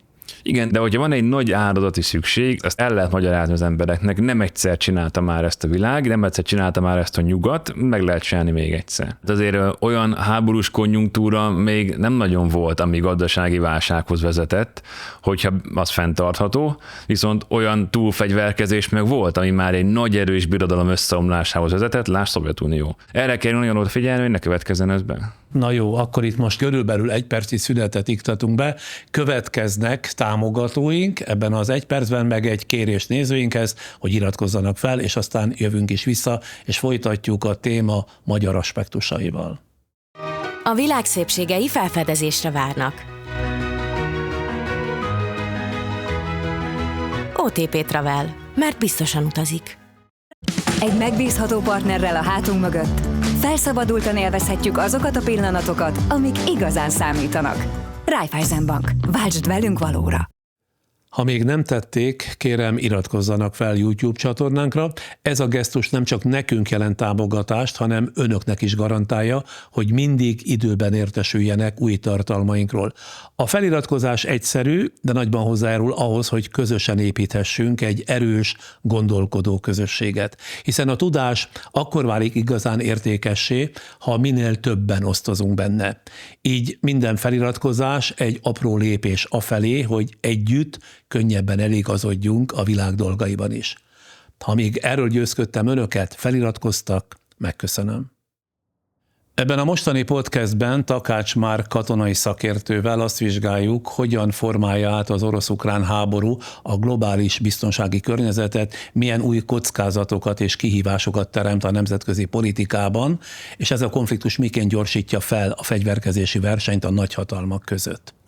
Kérem, beszéljünk most egy kicsit Magyarországról is. A fegyvergyártással kapcsolatban szakértők azt tartják, hogy legalábbis kezdetben fellendítheti a stagnáló gazdaságokat. Ez volna az oka annak, kérdezem, hogy az Orbán kormány az elmúlt 1-2 évben a hadipar újjáépítését és megerősítését célozta, több védelmi vállalatot hozott létre, vagy szervezett át. Létrejött például az N7 Holding, Nemzeti Védelmi Ipari Innováció ZRT, amelybe az állam több hadipari céget vont össze, legalábbis ezt olvastam például lőszergyártásra, vagy fegyvergyártásra. 2025-ben aztán a holding többségi részesedését a 4IG nevű cég szerezte meg, így alakult ki az N7 Defense ZRT, ahol ugyan az állam kisebbségi tulajdonos maradt, de a kritikus infrastruktúra, gyárak, berendezések, ingatlanok továbbra is állami kézben vannak vagy maradtak. Tehát a magyar kormány beszállt a védelmi iparba, de miért? Elsősorban a gazdaságunk fellendítése céljából? Alapvetően nem, hiszen a Zrínyi 2026 honvédelmi és haderőfejlesztési program volt még a neve annak az egésznek. Ez 2017 vagy 2018-ban indult, már nem emlékszem pontosan, de akkor még ugye Magyarországon gazdasági fellendülés volt, egy GDP növekedés, tehát a magyar hadipar amúgy a hidegháború végéig nem volt rossz. A versenytársakhoz kíván, a cseh ipar az mindig is erősebb volt, de mondjuk a román, bolgár hadiparhoz képest, és egész jó dolgokat is tudtunk gyártani. Aztán az 2000-es évek elejére totálisan nullára megsemmisült, és ezt a nullából kellett újjáépíteni. Ugye 2017-18-ban már zajlott ugye a kelet-ukrajnai háború néven nevezett konfliktus, és az akkoriban még friss nemzeti katonai stratégiában nagyon világosan benne volt, hogy a béke időszakának vége lesz valamikor, mostanra meg látjuk, hogy vége van. Tehát egyszerűen muszáj volt elkezdeni, ilyen egyszerű. Most, ha ezt nagyon profánul akarom lefordítani, ez akkor azt jelenti, hogy innentől kezdve Magyarországnak is érdekévé válik, hogy minél többen öljék egymást a világ különböző pontjain, mert annál több fegyvert, tankot, lőszert tudunk jó pénzért eladni? Ez viszont a másik véglet, hiszen egy háború, ami főleg egy ilyen gazdaságilag kitett országnak rendkívül nagy károkat okoz, ahhoz képest ez felülírja a hadipari konjunktúrát. Tehát Magyarországnak nem érdeke, hogy sok háború legyen, mert Magyarország tényleg 1000 szállal kötődik a nemzetközi gazdasági vérkeringéshez, és ha a háború ezeket szétzilálja, akkor nincs az a termékmennyiség, amit mi el tudunk adni, akkor is rosszul fogunk kijönni. És nem csak halálos fegyverekről van szó, hanem egy dél-amerikai világcéggel, a brazil Condor céggel gumilövedékek, könygázgránátok, elektrosokkos készülékek és pirotechnikai termékek, azaz nem halálos eszközök gyártásába is belefog a magyar állam nemzetközi együttműködés keretében. Emögött például mi állhat? Mint mindig a politika. Ráadásul Brazíliában ezekre az eszközökre iszonyatosan nagy szükség van. Felfoghatatlan az a folyamatos, permanens, szinte polgárháború Brazíliának egyes területein zajlik a drogkartellek ellen, de a hadipar minden a politika. Tehát, hogy a lengyelek kitől vesznek tarackot, az ugyanolyan bel- és külpolitikai megfontolás, mint hogy mi kivel gyártunk könygázgránátot. És akkor itt van a HuSat, Magyarország legnagyobb magánkézben lévő műhold programja, amely szintén a 4iGé. Ez a cég a múlt hónapban műholdpálya és frekvencia használati szerződést írt alá a francia Eutelsattal, Európa egyik vezető műholdas szolgáltatójával. Amikor azt olvasom, hogy ez a 4iG csoport műholdas infrastruktúrájának kiépítéséhez, a digitális szuverenitás megteremtéséhez és a földmegfigyelési távközlési szolgáltatások kialakításához szükséges, akkor polgári vagy katonai célú fejlesztéseikről van szó? Is. Tehát az űr nemzetközi jogilag fegyvermentes övezet, mégis a katonai használat vitte és viszi mai napig előre a fejlesztéseket. Egyszerűen a világűr az egy olyan domén, ugye ezt is mondják, hogy a háború amúgy multidomén lett, tehát ugye eddig 3 dimenzióban harcoltunk, földön, vízen, levegőben, de most már a hadviselés kiterjedt olyan körben nem rajzolható területekre, doménekre, mint az információs tér, kibertér, világűr, ahol jelen kell lenni, arról nem is beszélve, hogy milyen több ezer milliárdos lehetséges piac növekedésről van szó, aminek ha csak egy Magyarország GDP-nek megfelelően, de kis szeletéhez hozzájárulunk. Ideális esetben Magyarországon ebből egy tényleg lecsapódhat pozitív anyagi fejlődés, ez reméljük, ez nem térítik el más zsebekbe. Aztán egyre többet lehet olvasni az úgynevezett digitális szuverenitásról, ami azt jelenti, hogy egy országnak képesnek kell lennie saját digitális infrastruktúráját, adatait és technológiáját ellenőrizni, illetve irányítani, nem kiszolgáltatva azt külső szereplőknek. Ez azt jelenti, hogy a Föld majd 200 országából mindnek szüksége van digitális függetlenségre, tehát arra, hogy valamennyi ország saját föld megfigyelési műholdakat működtessen, mert ugye a magyar 4iG esetében arról van szó, hogy a cég 2032-ig egy telekommunikációs műholdat, valamint további 8 alacsony földkörüli pályán keringő nagy felbontású földmegfigyelési műholdat fog üzemeltetni, már a digitális szuverenitás jegyében, de közelebbről mikről van itt szó? A digitális szuverenitás nem csak abból áll, hogy van egy némi műhold képességünk, hanem abból is áll, hogy a kibertérben lévő kitettségeinket le tudjuk védeni, legyen az akár egy atomerőműhálózat, vagy egy vízközműhálózatnak a digitális érintettsége, és ha ezt meg tudjuk védeni, akkor vagyunk digitálisan szuverének, és minden államnak ez feladata és kötelessége. A műhold képességekkel kapcsolatban, ugye itt alapvetően tényleg föld megfigyelő műholdakat említünk, ilyet a Magyar Honvédség is rendszeresíteni fog a közeljövőben, hogy egy valós idei műhold képet tudjon kapni az ellenérdekelt félnek a mögöttes területeiről, mert hogyha nekünk valakitől bérelni kell műholdat, ugye az nem kielégítő, oda nekünk tudni kell biztosítani azt a képességet. És ilyen értelemben vett együttműködés az Európai Uniós tagországok vagy a NATO tagországok között nincs? Egyelőre nincs, de kéne legyen, és még lehet is, viszont amíg nincs, addig nem lehet várni, hogy hát majd egyszer biztos lesz. De Magyarország HIMARS elnevezésű rakétarendszert is vásárol az Egyesült Államoktól. Magyarország esetében 21 néhány ütegről van szó, ezzel szemben Lengyelország 506-ot vásárolt. Ez a rakétarendszer miért fontos nekünk? A HIMARS rakétarendszer, ugye High Mobility Artillery Rocket System, tehát nagy mozgékonyságú rakétatüzérségi rendszer. Ez az egyik olyan nyugati haditechnikai eszköz, amit Ukrajna megkapott, és az oroszok a mai napig képtelennek védekezni ellene igazán hatékonyan. A HIMARS mai napig, ha valamit megcéloz, azt el fogja találni és el fogja pusztítani, tehát egy ilyen több mint 100 kg-os robbanófejről van szó, amivel ezt az asztalt simán telibe lehet találni. De milyen távolról? Az alapvető eszközzel, a standard rakétával olyan 40-70 kilométerről. Hát 40-70 kilométerről ennek az asztalnak a közepébe tudnak célozni ezzel a rendszerrel? Úgy, hogy fúj a szél, esik az eső, és GPS zavarás van. Akkor is el fogja találni, nem az első, a második biztosan. Ennek megfelelően méretdrága, és ennek megfelelően nagyon sokan várnak rá. És az Egyesült Államoknak ugye van egy ilyen szabálya, hogy az Amerikában gyártott, vagy az amerikai alkatrészt tartalmazó eszközöket a kongresszus jóváhagyásával lehet értékesíteni.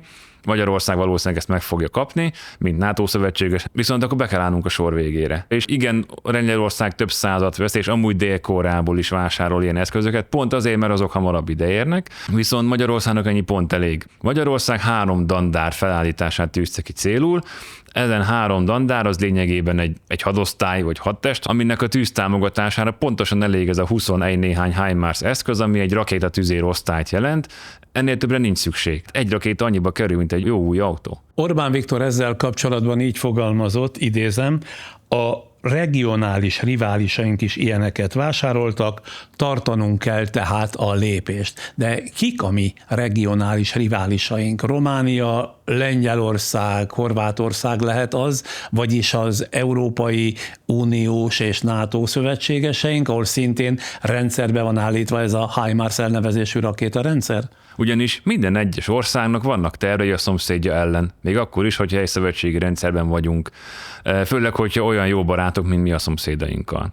Ez innentől kezdve nekünk is kell tervezni, hiszen ők is terveznek ellenünk. Józanésszel nem készül úgy az Egyesült Államok, hogy meg fogja támadni Kanadát, de van terv kanadai fegyveres agresszió ellen, vagy Kanada elfoglalására, és vice versa, és van terv Szlovákiának magyar támadás ellen. Van Magyarországnak terve szlovák támadás ellen, holott ez a 2 ország háborúja úgy néz neki, mint egy kajacsata egy etióp iskolában, hogy elkezdődik és véget is ér, mert nincs mivel. Tehát nem jutunk el a másik ország határáig, csak minimális eszközökkel. De terv az van. És semmi nem garantálja, hogy 2050-re nem leszünk egymással megint rosszban, mint oly sokszor voltunk. Már Amerikára térve, és már említést tettünk róla, megjelent az Egyesült Államok kormányának hivatalos kiadványa a nemzetbiztonsági stratégiáról, amelyben az amerikai elnök Trump, de ahogy Putyin is voltaképpen halálra ítélni az európai civilizációt, mindketten a saját képükre formálnák az európai kontinenst. Ön szerint mennyire tekinthető egy ilyen hivatalos amerikai kormányzati dokumentum Európa számára, ahogy sokan fogalmaznak, hadüzenetnek, még ha nem is a szószoros értelmében? Mivel hivatalos dokumentum, ezért nagyon komolyan kell venni. Minden országnak és Magyarországnak is van nemzeti biztonsági stratégiája, amiből származtatják az ágazati stratégiákat, nemzeti katonai stratégia, nemzeti kibervédelmi stratégia, nemzeti ivóvízvédelmi stratégia, stb.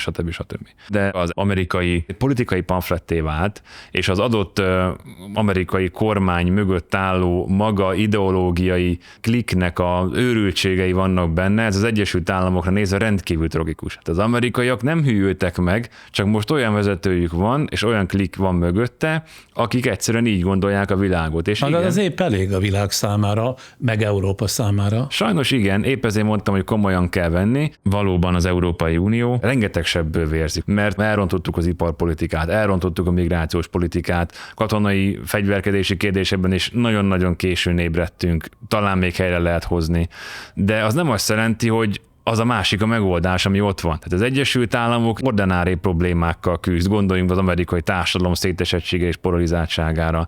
Oroszországban nem is beszélve. Miért van az, hogy aki menekül, mind Nyugat-Európába akar menekülni? Tehát vannak olyan értékeink, amikre vigyázni kell, és Oroszország szempontjából Európa jóléte egy biztonsági kérdés, mert egy előnyben lévő vetélytárs. Az Egyesült Államok szempontjából szintén biztonsági kérdés, mert egy öntudatos vetélytárs, ami nincs nagyon lemaradva. Hogy Nyugat-Európa, Európa. Igen, és rengeteg potenciál van benne, tehát Európa felébred, akkor megint nagyon-nagyon erős tud lenni. A kérdésemre akkor mi a válasza? Ez a dokumentum mennyire tekinthető Európa számára hadüzenetnek? Ez a dokumentum, ha nem is hadüzenet, de egy fenyegetés és egy ellenérzés kifejezés. Le van benne írva, és én végigolvastam az egészet, ami nyilvánosan elérhető. Állítólag van egy hosszabb verziója is, de nyilvánosan elérhető végigolvastam.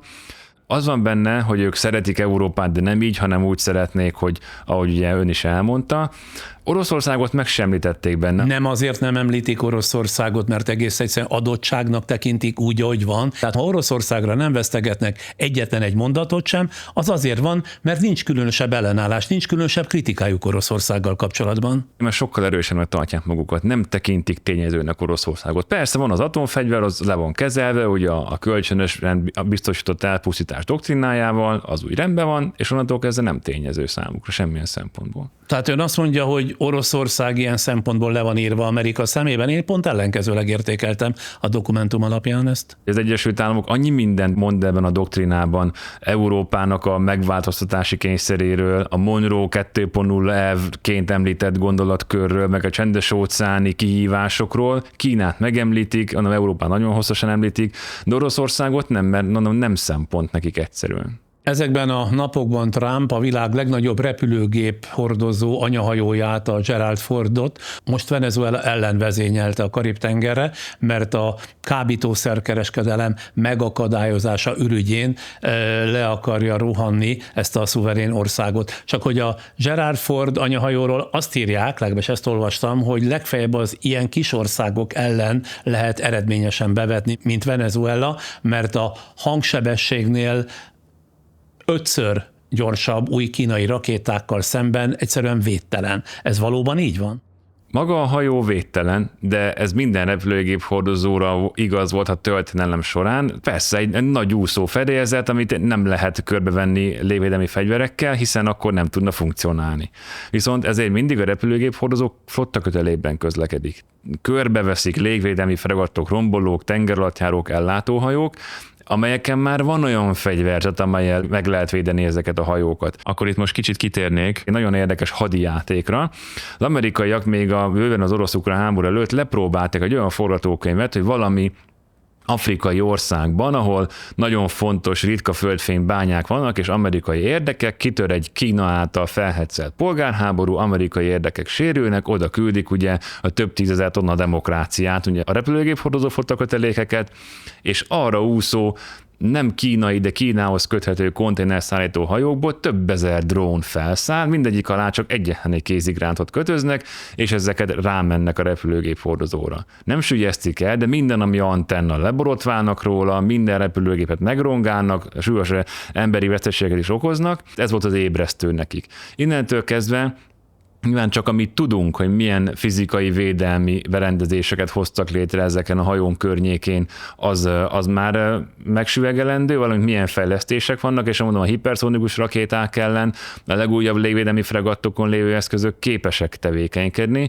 ezzel nincs gond, és bár szintén a flottakötelék védelmi, ugye a csatahajókat, egy nagy ágyús páncélozott hajókat a második világháború után kivonták, de az amerikaiak 91-ben vonták ki az utolsókat, ugyanis miért hozzák vissza? Agyig van páncélozva, tehát gyakorlatilag tényleg elsülyezthetetlen, tényleg egyes helyeken métervastag páncél van rajtuk. Olyan tüzérségi eszköz van rajtuk, amelyekkel már a második világháborúban 40-50 kilométerre tudtak lőni, 900 kg-os gránátokkal relatíve pontosan. 91-es öbölháborúban az iraki köztársasági gárdának azt hiszem a Tawakana vagy Medina hadosztályát Kuwaitban, a Missourival és az Iowával napokon keresztül megállás nélkül lőtték ilyen gránátokkal. És a repülőgép hordozó flottakötelékeknek, a repülőgép hordozónak magának nem is ez lehet az egyik alkonya, hogy nem tudják megvédeni, mert de meg tudják, hanem hogy a rajta lévő repülőgépek nagyon-nagyon drágán tudnak pusztító erőt eljuttatni a célokig, bár nagyon precízen. Azt meg lehet mondani, hogy kié manapság a világon a legerősebb hadsereg? Attól függ miben. Tehát Abszolút értelemben. Az Egyesült Államoké. Most már Kínára térve, ön is úgy látja-e, hogy új tőzsfészkek keletkeztek a nagy béketeremtő Trump színrelépése óta, ilyen Venezuela, de ilyen a felbátorodó és egyre erősödő Kína, amely intenzíven fegyverkezik, ahogy a híreket lehet olvasni. Állítólag Kína már a világ legnagyobb hadiflottájával büszkélkedhet, és a hadipara egymás után készíti a nyugati technikával versengő repülőgépeket, hajókat, drónokat és hiperszónikus rakétákat. Ahogy olvasom, a múlt hónapban állították hadrendbe a Fujian kínai repülőgép hordozót, amely elektromágneses katapulttal indítja a különböző típusú repülőgépeket, és az a technológia állítólag már annyira fejlett, hogy ilyen szerkezet eddig egyetlen egy amerikai repülőgép hordozón van használatban. Ráadásul lopakodó vadászgépeket is tud indítani a kínai repülőgép hordozó, amire az amerikai hordozók nem képesek. De mi ennek a jelentősége? Az elektromágneses katapultnak a nagy előnye, hogy nem kell hozzá gőz, sokkal üzembiztosabban működik, sokkal jobban lehet szabályozni, hogy a hordozó fedélzeti vadászgépeknek az üzemideje sokkal kisebb az amúgy se nagy üzemidejű szárazföldi vadászgépekhez képest, mert sokkal nagyobb terhelésnek vannak kitéve le- és felszálláskor, meg magán, hogy ott vannak a repülőgép hordozón, eszi őket a sós levegő, stb. A gőzkatapult egy nagy rugással lövi ki a repülőgépet, míg az elektromágneses rendszerre szépen fel lehet gyorsítani, ami sok-sok üzemórában ezáltal több ezer dollárban mérhető spórolás eredménye. De mert a kínai hadsereg nagyon-nagyon rég volt háborúban, a kínai népi felszólító hadsereg nem rendelkezik valós harci tapasztalatokkal, és még olyannal se, hogy kell egy flotta köteléket hónapokon keresztül üzemeltetni, akár csak békeidőben nagyon-nagyon messze a kikötőtől. Innentől kezdve nem tudjuk, hogy mire képesek, de a kínai flotta már most bőven elég ahhoz, hogy Tajvan körül létrehozzon egy blokádot, számszakilag. Xi Jinping kínai elnök elrendelte a kínai fegyveres erőknek, hogy 2027-re készüljenek fel Tajvan elfoglalására, de ugye addig sem tétlenkedik, Kína egyre több tenger és légi provokációt hajt végre Tajvan ellen. Miért kell Kínának akkor Tajvan? Egyszerűen nagyhatalmi önérzetből? Pontosan. A kínai népköztársaság nem nagyhatalom, hogyha ezt a kis szomszédos kis sziklát nem tudja elfoglalni. Ugye Kínát több szigetlánc veszi körbe, az első ugye Japán, Tajvan, meg ott közelebb a kis mesterségesen létrehozott szigetek, és a második szigetlánc ugye a Fülöp-szigetek, meg a Csendes-óceán közepén lévő szigetek. És ezeken Kína megpróbál áttörni. A kínai flotta, ha fele ekkora lenne, akkor is elég lenne ahhoz, hogy az amerikai flottát szükségesnél nagyobb, már kellemetlenül nagy veszteségekre kényszerítse, ha vissza akar menni Tajvanhoz. És ez itt a kulcs. Megint ugye az elrettentés. Kínaiak nagyon jók ezekben az elméleti dolgokban, hiszen több ezer éves szerves kultúráról van szó, és a kínai flotta erre már képes. És a másik, hogy 2027-re készüljön fel Kína, Tajvan megtámadására. Nagyon érdekes cikk jelent meg az Egyesült Államokban, hogy Kína egy lefele menő nagyhatalom, minden egyes mérhető és nyílt forrásból elérhető számadat alapján a kínai népköztársaság növekedése lassul, és most vagy soha helyzet állhat fent, hogy még most van elég erőnk, hogy Tajvan körüli blokkádot hozzanak létre. Nem is kell megszállni. És az mitől függ, hogy előbb-utóbb valóban megtámadja Kína Tajvant? Ez az adott helyzet értékelésétől függ, ezért lenne fontos, hogy az Egyesült Államok ne vonuljon vissza a világrend fenntartó szereptől, legalábbis az Tajvannak és az USA-nak fontos lenne, hogyha a kínaiak azt látják, hogy most nyílik egy kis ablak, mert most még elég erősek vagyunk, másik oldalon meg valami nem egyenes, akkor ezt meglépik, és mondom, nem kell partra szállni, létrehoznak egy blokkádot, és semmit nem engednek át. Mit csinál az Egyesült Államok? Feltöri a blokkádot erővel? Az amerikai elnökök eddig mindig kiálltak Tajvan függetlensége mellett. Mit gondol, Trump is kiállna? Véleményem szerint igen, ha meg tudják győzni. Ugye ezt többször láttuk, hogy Trump mindig azt mondja, amit azt mondott neki, akivel utoljára beszélt.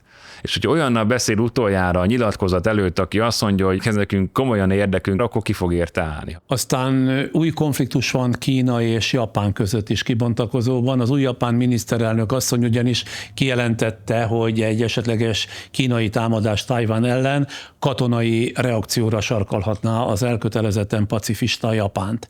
Kína ezen természetesen felháborodott, és azonnal nyomást helyezett Japánra.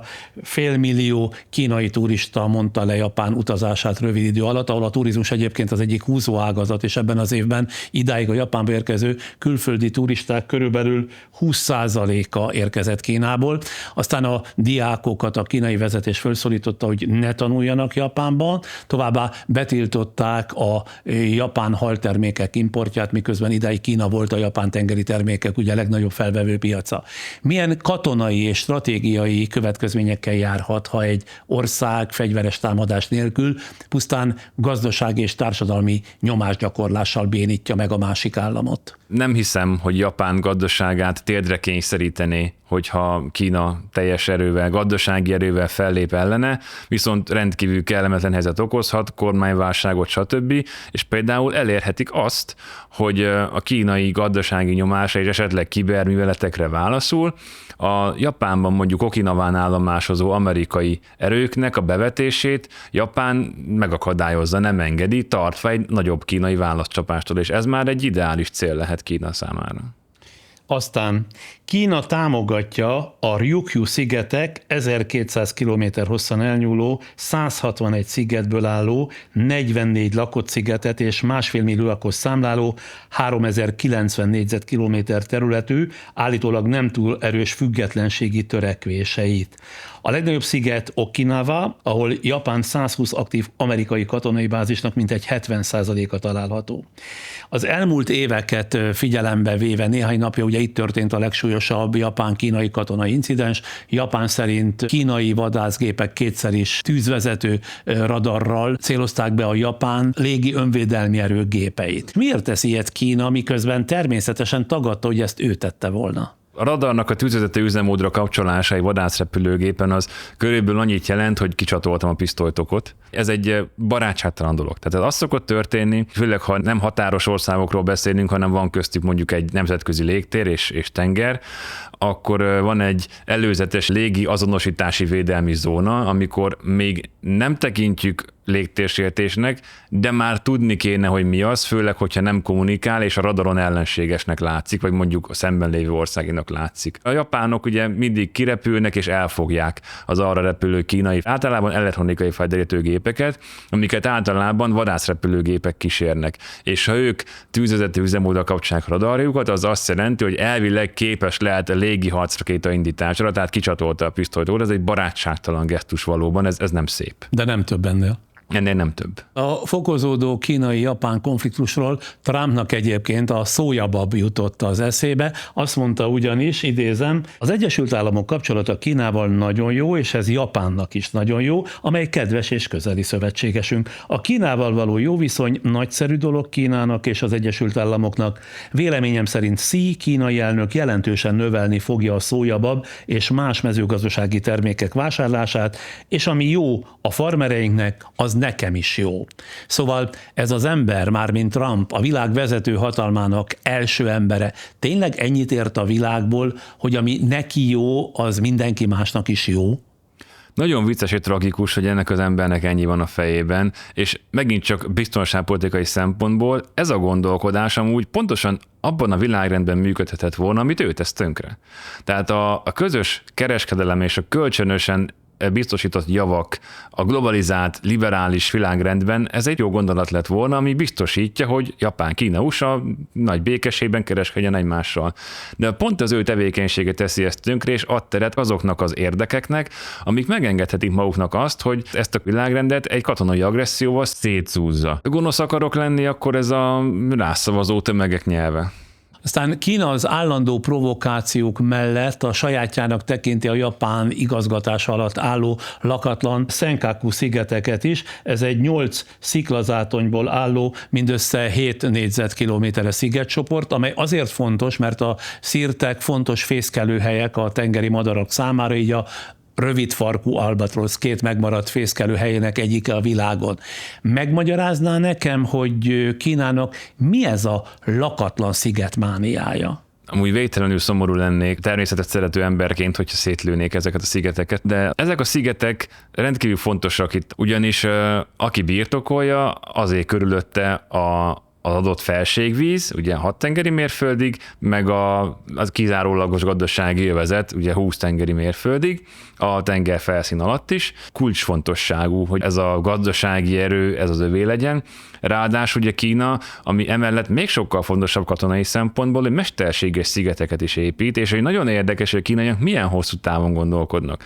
Miért épít mesterséges szigeteket is? Azért, mert akkor úgy gondolja, hogy ott lesz neki egy földdarabja. Hiába mondta ki a választott bíróság, hogy ez nem minősül olyan szigetnek, amihez jár az előbb elmondott felségvíz, légtér és tenger használati jog, hanem egyszerűen ez egy tolvajlás, ez egy nemzetközi anomália, ami nem jár ezzel, de Kína úgy gondolja, hogy ez ezzel jár, és ami még fontosabb, hogy komoly katonai képességeket telepít ezekre a mesterséges szigetekre, innentől kezdve tetszik, nem tetszik, az az övé, és ő kihasználja azt a területet, és ezért ez egy ilyen puskaporos hordóvá vált, és hogy milyen hosszú távon gondolkodik Kína. Amikor a 90-es évek végén, 2000-es évek elején elkezdték Dubajban a mesterséges szigeteket építeni, ezt a kínaiak építették, ott tanulták ezt meg. Ők már akkor tudták, hogy ezt erre fogják használni. Az előbbi a kelet-kínai tenger, de a dél-kínai tengeren ugyanaz a helyzet, a Spratly szigetek környékén. Kína régóta igyekszik kiterjeszteni a befolyását a térségben, részben geopolitikai megfontolásból, részben az itt található ásványkincsek megszerzése céljából, amit ugyanilyen okokból nem csak az Egyesült Államok ellenez, hanem a környező országok is, köztük a Fülöp-szigetek, Malajzia, Indonézia és Vietnám is. Hatalmas katonai erődemonstrációk folynak a tengeren, de úgy tűnik Kínát ez nem állítja meg, szóval semmi nem állítja meg. Ez egy befagyott konfliktus, vagy bármikor forróvá is válhat? Ez egy bármikor forróvá válható konfliktus. Igen, itt vannak ellenérdekelt felek, és nagyon érdekesen úgy, hogy Vietnámot hogy tolta vissza amerikai érdekszférába a kínai nagyhatalmi fenyegetés. A kínai haditengerészetet nem tudjuk, hogy mire képes, azon túl, hogy sok nagy és modern hadihajója van. Hogyha egy ilyen a teljes kínai partvidék mentén kéne hadat viselni a vietnámi, Fülöp-szigeteki, dél-koreai, japán, amerikai flotta ellen, nem tudjuk, mire lenne képes, de igen, a geopolitikai cél egyértelmű, az első szigetlánc áttörése, aminek ez az egyik módszere. Szóval ez bármikor robbanhat. Ahogy látják a felek érdeküknek, akkor igen. Az végül hadd kérdezzem meg, annak nyomán, amiket ma itt végigvettünk, ön tart-e egy újabb lokális, mondjuk európai, vagy akár egy globális háborútól? Túlzásnak tartja-e, hogy a nyugat-európai országok láthatólag próbálják felkészíteni a lakosságukat egy esetleges fegyveres konfliktusra? Globális valószínűleg nem lesz. A globálistól azért nem félek, és ezt már amikor az oroszok először fenyegettek az atomháborúval, megkérdezték tőlem egy előadáson, hogy hát az atomháború. Én meg azt mondtam, hogy én nem félek az atomháborútól, mert valószínűleg nem lesz, mert senkinek nem érdeke. Ha meg lesz, akkor úgyis mindegy. A lokális konfliktus pedig biztos, hogy lesz, mert emberek vagyunk, mindig lesz valaki jobbnak látja, hogy a nézeteltéréseit úgy intézze, ahogy most intézi, amúgy például Dél-Kelet-Ázsiában több ország, hogy India, Pakisztán intézte, hogy Oroszország, Ukrajna intézte, hogy Amerika és Venezuela fogja intézni valószínűleg. Ez lesz, ez várható, hogy ne féljünk tőle, fel kell rá készülni. A lakosságot, a gazdaságot, a hadsereget fel kell rá készíteni, és akkor nem lesz mitől félnünk. Hát az ilyen egyszerű lenne. Köszönöm szépen minden esetre, hogy állt a kérdéseim sorát, amely kérdések esetenként nem is csak hadászati kérdések voltak, de hogy tapasztaltam már a korábbi megnyilvánulásait is, ön sem egy szűkített értelemben, mert hadászati szakértő, mert nyilván érdeklődéssel számos ponton túlmutat a katonai kereteken. Köszönöm szépen! A mostani alkalommal Takács Márk katonai szakértővel beszélgettem arról, hogy az orosz agresszió hogyan indított be egy globális fegyverkezési spirált, és milyen új biztonsági kockázatokat teremtett világszerte. Amennyiben ön is fontosnak tartja, amit csinálunk, kérjük támogassa a Friderikus Podcast működését és munkáját.